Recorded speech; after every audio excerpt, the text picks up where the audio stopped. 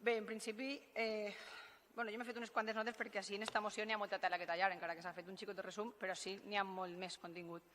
Per tant, fan vostès, entenc que el seu partit, perquè entenc que és nacional, a nivell nacional, fan vostès o el seu partit perquè tot i haver evitat en la legislatura anterior dur mocions supramunicipals al plenari, sembla que aquesta sí que la veuen adient, però bé, deia que fan vostès una argumentació jurídica molt completa, com ha demostrat Israel, que està molt bé, però clar, els temes sobre els que argumenten i el to en el que ho fan ens fan pensar que no és realment una proposta política i de cara a l'administració local, siga de qui siga el govern. Com deia, mai han sigut vostres partidaris, i així ho han expressat en més d'una ocasió en aquesta mateixa sala, de dur així propostes de partit, de caire nacional, però avui en presenten una. Si volen vostès parlar de qüestions nacionals que ens afecten, bé, doncs anem allà, parlem-ne. En primer lloc, parlen a la seva proposta d'un extracte sobre unes declaracions de la ministra d'Hisenda que al seu text, en este que vostès presenten, es pren com una ratificació del que vostès presenten i cite textualment com a confiscar el superàvit dels ajuntaments i que jo interprete com el que s'ha vingut fent fins ara, sense queixa de la seva banda, que no és altra cosa que seguir assolint competències impròpies allà on les administracions supramunicipals no poden arribar. Parlen vostès de flexibilització de l'ús dels remanents i els superàvits de les entitats locals. No recorde cap moció del Partit Popular en este plenari des que jo soc regidora que hagin presentat vostès contra la llei de Montoro. Serà que el govern en aquell moment era dels seus. Val dir també que, a diferència del que els governs conservadors havien fet fins ara, en paraules del president de la Federació Espanyola de Municipis i Províncies, Abel Caballero, també en premsa, perquè veig que vostès fan al·lusió a la premsa, és la primera vegada que un govern permetrà a les entitats locals disposar dels seus remanents, com així s'ha pactat ja entre el govern i la FEM.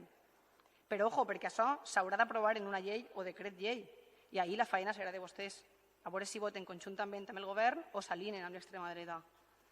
I per a finalitzar, en la seva defensa de la moció parlen vostès de subterfugis legals, apropiació d'estalvis, critiquen el govern progressista i l'acusen de poc efectiu i propagandista.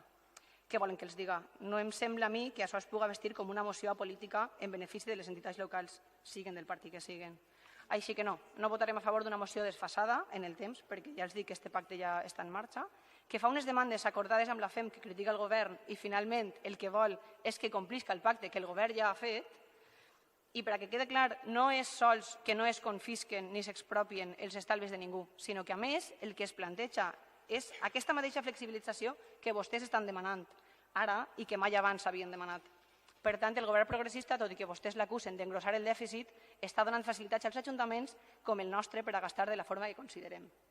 Per tant, jo els diria, com vostès ens acaben de dir a nosaltres, que la deurien retirar. O volen que votem en contra per a dir que hem votat en contra de l'expoli del superàvit?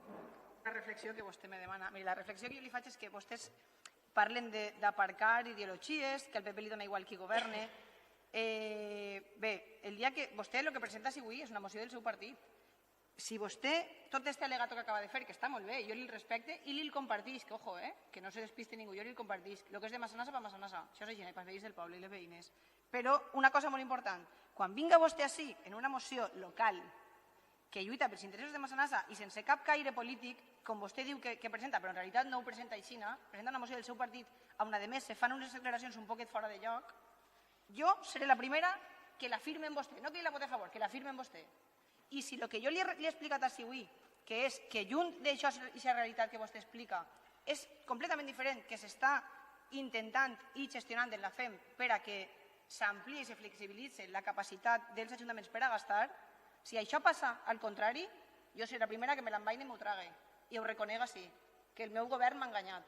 Però de moment el que vostè presenta no és això. I per tant jo no li puc votar a favor. Quan vostè presenta una moció en el que acaba d'explicar, jo li la votaré a favor i la firmo. En el que vostè està explicant, jo li la votava a favor. Però és que aquesta moció és una moció del Partit Popular en prou mala sombra i dient alguna mentira que altra. Ja li ho dic clar, entonces no la puc votar a favor. Doncs me sap molt mal que no la puga vostè votar a favor.